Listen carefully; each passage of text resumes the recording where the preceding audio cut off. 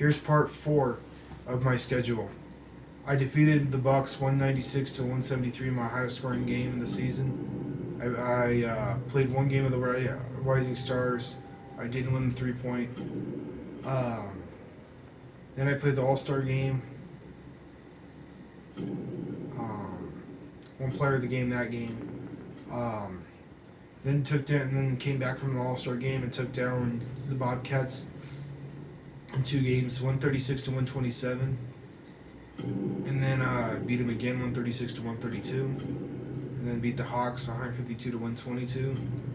And then took down Houston on 162 to 152. And then finally get my rematch of the year in Sacramento. Defeated them 157 to 131. And then just took down Dallas again, 168 to 128. And that ends February. Continuing on, excuse me. Continuing on to March, defeated the Pelicans 170 to 115. Took down Philadelphia 148 to 130. Took down Indiana 144 to 123.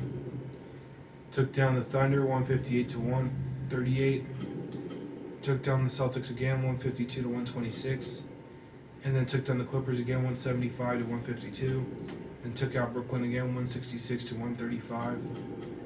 And took out Cleveland again 154 to 155 in my game-winning shot. And then I took down the Utah Jazz 142 to 134. Then I played Phoenix again, defeated them 144 to 128. Then took on the Kobe and LeBron-led Lakers again, defeated them 152 to 128. And then took on Minnesota, beat them 143 to 118. Took down the Bucks again, defeated them 152 to 160. And then took down the Magic in another rematch type game of the season, 152 to 146.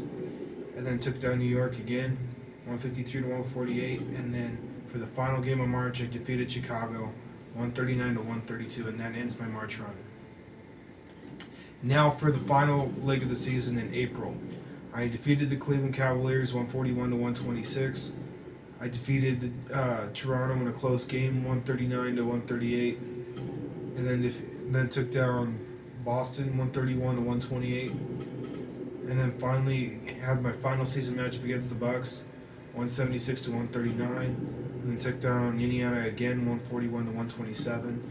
And then finally took down Brooklyn 145 to 124, and now my final game of the season is Denver. And that's it for my final season analysis, final season review for my Detroit Pistons. And the end of part 4.